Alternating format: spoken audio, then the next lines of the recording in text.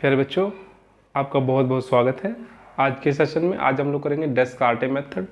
डेस्कार्टे method BA BSc के लिए बहुत इंपॉर्टेंट है, रेगुलर एग्जाम्स के अंदर आता रहता है। आज हम लोग उसी के रिगार्डिंग बात करने चले हैं। पिछली वीडियो में हम लोग कार्डन मेथड का बारे में किया, उसका बहुत अच्छा रिस्पॉन्स मिला, उसकी हमने दोनों वीडियो डाली और उसी तरीके से अब हम लोग उसी को आगे फर्दर कंटिन्यू करेंगे। आज हम लोग करेंगे डेस्कार्टे मेथड। डेस्कार्टे मेथड के अंदर भी एक छोटी सी ट्रिक होती है, एक थोड़ी सी टर्म्स है। बट डेस्कार्टे मेथड उसी इक्वेशन पे, उसी बाय क्वाड्रेटिक इक्वेशन पे, देखिए जो कार्डन मेथड था वो क्यूबिक इक्वेशन पे लगेगा और जो डेस्कार्टे मेथड है वो बाय क्वाड्रेटिक इक्वेशन इसके ऊपर लगेगा। पर शर्त है कि x की पावर 3 इक्वेशन में नहीं होनी चाहिए। देखिए मैं आपको फिर से दो एग्जांपल कराऊंगा। एक वो जिसमें x की पावर 3 है तो उसे कैसे हटाया जाए, उसके बाद कैसे उसका सोल्यूशन किया जाएगा। एक वो जिसमें x की पावर 3 नहीं है। तो उम्मीद है कि आपको दोनों मैट्रिक्स, दोनों जो क्वेश्चंस की मदद से आपका डेस्कार्टे मेथड बिल्कुल क्लियर हो जाएगा। फिर भी अगर कोई दिक्कत होती है तो आप लोग कमेंट बॉक्स में लिख सकते हैं, मैं जरूर देखूंगा। और भी अगर कोई क्वेश्चन आप सोल्व करवाना चाहते हैं ग्रेजुएशन का, मास्टर्स का, तो आप उसको कमेंट बॉक्स में उसकी पिक या फिर उसकी स्टेटमेंट आप लोग दे सकते हैं। उसका सोल्यूशन हम आपको देने की पूरी कोशिश करेंगे। चलिए आज हम लोग बात करते हैं डेस्कार्टे मेथड के रिगार्डिंग, और जो स्टेटमेंट है वो कुछ ऐसी है। प्यारे बच्चों, ये जो गिवन इक्वेशन है इसको हमें डेस्कार्टे मेथड की मदद से सोल्व करना है। तो देखिए इसको कैसे अप्लाई करते हैं। देखिए आप इस इक्वेशन की अगर आप ध्यान से देखेंगे तो इसमें x की पावर 3 जो है वो मिसिंग है, और डेस्कार्टे मेथड ऐसी ही इक्वेशंस के फैक्टर बनाने के लिए इस्तेमाल होता है जो एक कि बाय क्वाड्रेटिक होनी चाहिए, यानी कि पावर जो है मैक्सिमम पावर वो 4 होनी चाहिए। दूसरा कि उसके अंदर जो पावर 3 है, x की पावर 3, वो मिसिंग होना चाहिए। अगर मिसिंग नहीं है तो पहले x की पावर 3 को हटाइए, उसके बाद डेस्कार्टे अप्लाई होगा। चलिए ठीक है, इसको आगे कंटिन्यू करते हैं। देखिए जो भी इक्वेशन हमारे को गिवन होगी उसको एक इक्वेशन के सिमिलर लिख लेंगे हम लोग कुछ इस तरीके से। अब जो इक्वेशन होगी इसी इक्वेशन के हमने दो फैक्टर अपनी तरफ से लेट कर लिए। पहला जो फैक्टर रहेगा वो रहेगा x² plus px plus q, और दूसरा रहेगा x² minus px plus q dash. देखिए मैंने इस इक्वेशन को दो क्वाड्रेटिक इक्वेशंस के अंदर तोड़ दिया, दो क्वाड्रेटिक टर्म्स के अंदर हमने इसको पहले ही तोड़ दिया। बट अभी हम ये नहीं कह सकते कि यहाँ पे जो p है, जो मैं q इस्तेमाल कर रहा हूँ, जो मैं q डैश इस्तेमाल कर रहा हूँ, वो क्या है। तो हमें यहीं से ही p की, q की और q डैश की, यानी कि आपके पास तीन हो गए, कौन, p, q और q डैश, इन तीनों की वैल्यू हमें निकालनी है, इसके अंदर सब्स्टिट्यूट करनी है, और फिर ये क्वाड्रेटिक हो जाएगा, ये भी एक क्वाड्रेटिक हो जाएगा। इनको पर्टिकुलर हम लोगों ने इंडिविजुअली सोल्व कर लेना। बस इतना सा काम है। ध्यान से देखिएगा कि अगर मैं इस इक्वेशन को मैंने इसके सिमिलर लिखा है तो मैं इसको अंदर मल्टीप्लाई कर लेता हूं।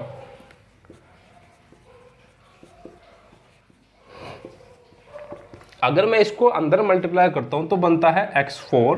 देखिए मैं पहले इसको इससे मल्टीप्लाई कर रहा हूं, x4 minus px³ plus q dash x² plus px³ minus p² x² और प्लस का pq डैश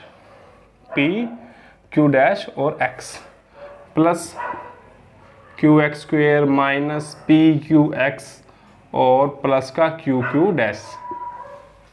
ठीक है प्यारे बच्चों, जो हमारे को स्टेटमेंट गिवन थी उसको हमने एक क्वाड्रेटिक इक्वेशंस के सिमिलर में लिख लिया।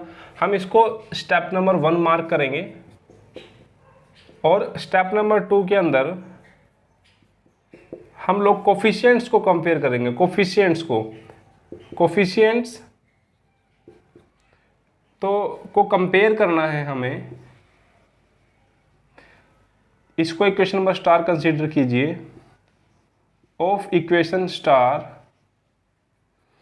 हमें इसके अंदर x² का और x का दोनों को कोफिशिएंट्स को कंपेयर करेंगे और कांस्टेंट टर्म्स को भी कंपेयर करेंगे। देखिए अगर मैं x के स्क्वायर का कोफिशिएंट को कंपेयर करूं तो इधर से देखिए मेरे क्या आता है, -3। इधर देखिए क्या आ जाएगा, q डैश, और इधर p² और क्यू। ठीक है, ये तो मैंने कंपैरिजन कर लिया किसका, एक्स स्क्वायर का कोफिशिएंट का। अगर मैं सिर्फ एक्स के कोफिशिएंट्स को कंपेयर करता हूँ तो देखिए एक्स के साथ में कौन है -42 और इधर एक्स के साथ में कौन है, ये रहा पी क्यू डैश, और एक्स कहाँ है माइनस का पी क्यू। अब अगर मैं कांस्टेंट को कंपेयर करूँ तो -40 और इधर कौन है क्यू और क्यू डैश। ठीक है, अब मेरे को यहाँ से ही मेरे पास 3 इक्वेशंस आई हैं, मुझे यहाँ से जिन जिन की वैल्यू निकालनी है वो कौन है, मुझे एक तो वैल्यू चाहिए क्यू डैश प्लस क्यू की, तो क्यू डैश प्लस क्यू की वैल्यू मैं यहाँ से निकाल लेता हूँ। तो मेरा क्यू डैश प्लस क्यू की जो क्यू डैश प्लस क्यू की जो वैल्यू है वो पी स्क्वायर हो जाएगा, पॉजिटिव हो जाएगा, तो पी स्क्वायर और -3 हो जाएगा। एक तो इस वैल्यू को सेव कर लीजिए, एक जो मुझे वैल्यू चाहिए होती है वो होती है क्यू डैश माइनस क्यू की, तो क्यू डैश माइनस क्यू की वैल्यू देखिए आप यहाँ से अगर पी कॉमन ले लेते हैं तो क्यू डैश माइनस क्यू बचता है, तो हम यहाँ से वैल्यू निकालेंगे क्यू डैश माइनस क्यू की वैल्यू, क्या बचेगा जी, देखिए जो पी कॉमन लिया है वो तो इधर डिनोमिनेटर में चला जाएगा, तो -42/p, ये आगे जी आपकी क्यू डैश माइनस क्यू की वैल्यू।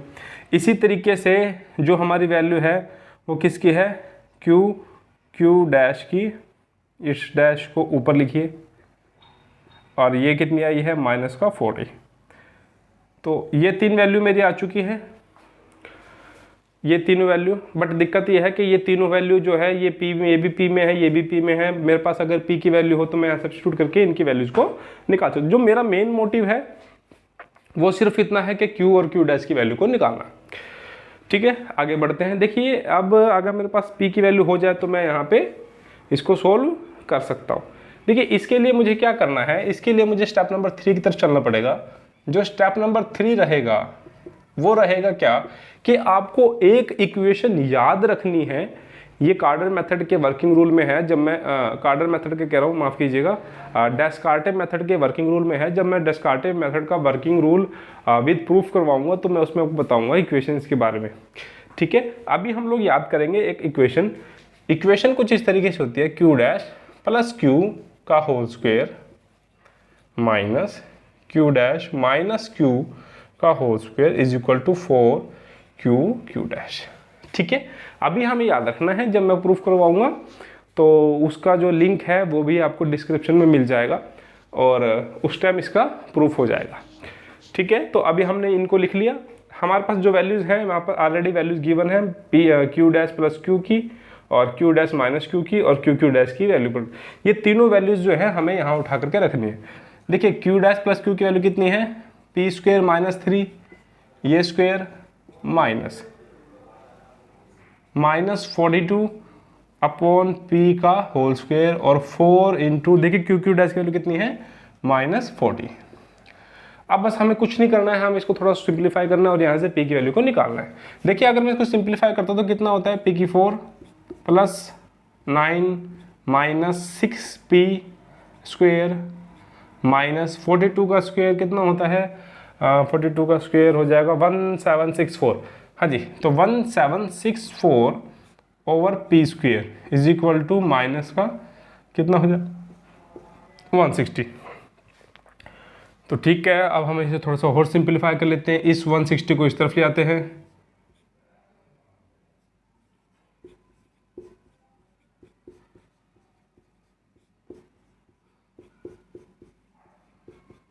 एलसीएम लेते हैं, P6 9p square -6p4 -1764 plus 160p square is equal to 0। देखिए मैंने कुछ नहीं कर रहा, मैंने कुछ खास किया नहीं है, बस इसका मैंने एलसीएम लिया है। और जो मेरी यहाँ से इक्वेशन आती है वो मेरी कुछ इस प्रकार से है, p⁻6 -6p4 प्लस का 169p स्क्वेयर और -1764 इज इक्वल टू 0। प्यारे बच्चों ये इक्वेशन बनती है मेरी। अब मुझे करना, मैं आपको बार बार एक ही चीज़ रिपीट कर रहा हूँ कि मैं यहाँ से सिर्फ और सिर्फ p की वैल्यू को निकालना चाहता हूँ। तो अब यहाँ पे हम लोग ट्रायल मेथड लगा सकते हैं, इसमें 1 पुट कीजिए, देखिए 0 बनता है नहीं बनता है। 2 पुट कीजिए, देखिए 0 बनता नहीं बनता है। 3 पुट कीजिए, देखिए 0 बनता है या नहीं बनता है। तो आप 1 2 3 में पुट करके आप लोग किसी न किसी पे आप लोग 0 बन सकते हैं। तो मैं पुट करने पे ये 0 बन जाएगा। तो P की वैल्यू जो है 3, यानी कि P की वैल्यू जो है वो हमारी कितनी है, 3 है। तो अब हमारा सारा काम लगभग हो चुका है और हम इस पोर्शन को रब भी कर सकते हैं। वैसे मेरी P की वैल्यू जो मुझे चाहिए थी वो मेरे को मिल चुकी है। अब मुझे जो करना है वो ये है कि इस P की वैल्यू को हम लोग इन तीन इक्वेशन के अंदर पुट करके और Q की और Q डैश की वैल्यू निकालेंगे। देखिए अगर मैं इस इक्वेशन को उठाऊं, देखिए Q dash plus Q is equal to P square. देखिए P तो 3 था, तो 3 का स्क्वायर 9 हो गया, 9 में से 3 गया 6 बच गया। और अगर मैं यहाँ पुट करता हूँ तो देखिएगा बनेगा Q डैश माइनस Q और माइनस का 42 अपॉन 3 करें। 42 अपॉन में 3 कितना बन जाएगा, 14 14 बन जाएगा। और यहाँ पे नेगेटिव था इसलिए नेगेटिव का 14 बन जाएगा। अब हमें सिर्फ इसको सोल्व करना है। देखिए अगर मैं इन दोनों इक्वेशंस को जोड़ दूँ तो Q कट जाएगा, 2Q डैश आ जाएगा। इधर कितना आ जाएगा, माइनस का 8, तो Q डैश की वैल्यू कितनी आई, -4। और यही Q डैश की वैल्यू मैं यहाँ पुट करके Q की वैल्यू निकालूँ, कितनी हो जाएगी मेरी, 10। तो अब मेरे पास Q की वैल्यू भी है और Q डैश की वैल्यू भी है, Q भी है, Q डैश भी है और P भी है। तो अब मुझे इसकी भी ज़रूरत नहीं है। P है, Q डैश है और Q है, ये सभी वैल्यूज़ मैं यहाँ पे पुट कर दूंगा। तो मैं अब यहाँ से इसको सोल्व कर रहा हूँ, ध्यान से देखिएगा। तो x का स्क्वायर तो सेम रहेगा, P की जगह क्या जाएगा 3x और Q की जगह क्या जाएगा 10। इसको सोल्व करूँगा कितना जाएगा, x का स्क्वायर P की जगह 3x और Q डैश की जगह कितना है -4। देखिए अब ये भी क्वाड्रेटिक है, ये भी क्वाड्रेटिक है और दोनों का जो है फैक्टर बनाना बहुत ही ईजी है। अब हम लोग इसका फैक्टर अलग से बना लेंगे, इसका अलग से बना लेंगे। जब मैं इसका फैक्टर बनाऊंगा क्या होगा, -b plus minus b square minus 4ac upon 2a कितना हो जाएगा, माइनस का 3 प्लस माइनस में इधर हो गया 31, तो √31 आयोटा अपॉन 2। बच्चों अब मैं इसके फैक्टर बनाऊंगा। देखिए माइनस का b, यहाँ भी x ही है, माइनस का b plus minus b square minus 4ac यानी कि कितना हो जाएगा ये माइनस का 16 अपॉन में कितना हो जाएगा 2a, तो कितना हो जाएगा 3 प्लस माइनस में 25 अपॉन 2, तो 3 प्लस माइनस 5 अपॉन 2। तो एक बार तो मैं यहाँ से प्लस कर लूँगा, 5 और 3 8 हो जाएगा। 8 को 2 से भाग करेंगे तो कितना हो जाएगा 4, और दूसरी बार मैं माइनस लूँगा तो मेरा माइनस का 2 हो जाएगा, तो हो जाएगा -1। तो x की जो 4 वैल्यूज़ आई है वो है -3 प्लस माइनस √31 आयोटा अपॉन 2 और 4 और -1। प्यारे बच्चों ये हमारे आंसर है। उम्मीद है आपको डेस्कार्टे मेथड समझ में आ गया होगा।